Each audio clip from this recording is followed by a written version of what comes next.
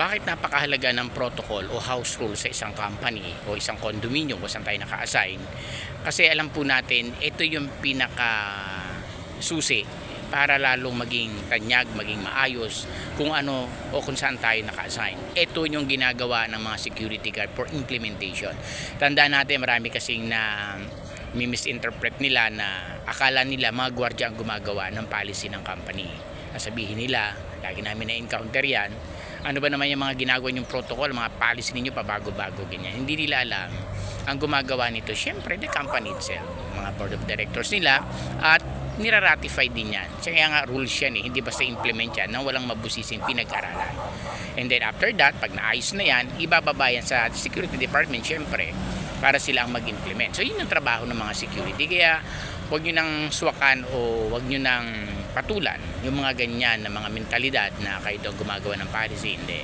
Tayo lang nag-i-implement. At pag mag-implement, yun yung pinakamahirap na task how to implement. Kasi talaga ang dami natin makakaharap na iba-iba ang mga attitude. Di ba? Marami yan sila. So kailangan lang kung ano yung binibigay nung hinihingi nitong policy, ilang i-protocol natin.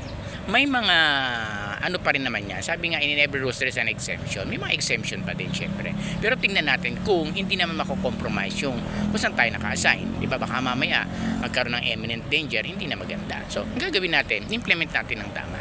So, paano yan? So, dapat, unang-una, kabisado dapat o aware ang mga security officer especially at ang mga guard. Siyempre, ang officer kasi ang dapat higit na maalam dyan kasi siya yung magkakascade doon sa mga security personnel niya kung ano yung tama, ano yung gagawin. Hindi ba dapat yun? Kasi pag oras na hindi natin napatupad ng tama yung mga protocol na yan, malaking magiging problema.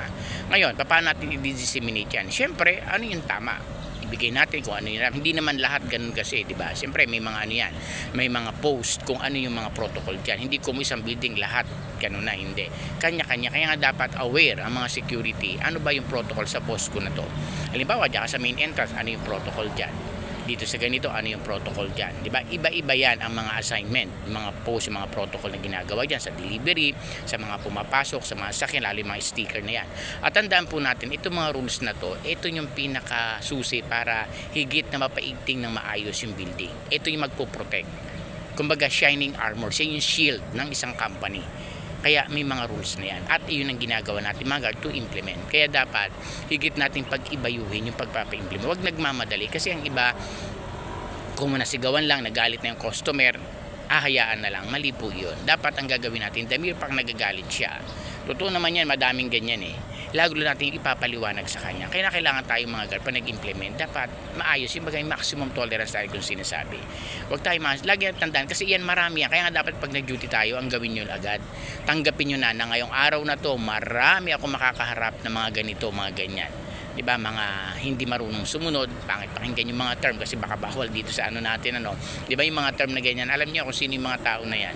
Diba, na talaga namang mema lang, mga entitlement, mga ganyan, diba? So, isipin niyo na yon para pag nag-duty kayo, may mangyari man, alam niyo na. Sabi niyo, kanina pa tayo inaantay, ngayon ka lang dumating. Alam ko na makakasala mo ako ng katulad mo Sa isip mo lang yun huwag mo sasabihin sa kanila na gano'n. At magagalit talaga, diba? So, at least aware ka na. Ngayon, may handle mo na ng maayos. Tanggap mo na, yun ang trabaho natin Kaya ko sinasabi, pag maraming pasaway sa mga area natin, magpasalamat tayo. Gawin nating opportunity kasi may trabaho tayo. Di ba kasi pag naging maayos yung company, wala mga pasaway, babawasan ng guard. Di ba? Paano ikaw ang matanggal dyan? Baga maraming pasaway na to the point talagang ini-encourage na dapat ganun. Hindi Kumbaga nangyayari talaga yan. So gawin natin, tanggapin na lang natin. Kasi yun yung trabaho natin Di ba? Yun lang. Kaya bilang guard, tanggapin mo ano yung mga kakaharap mo sa buhay. Maraming pasaway dyan, marami sisigawan ka, ibubuli ka. Tandaan natin, hindi tayo yon. Alam natin kung sino tayo. Kaya huwag tayong pa-apekto sa mga ganong klase ng tao.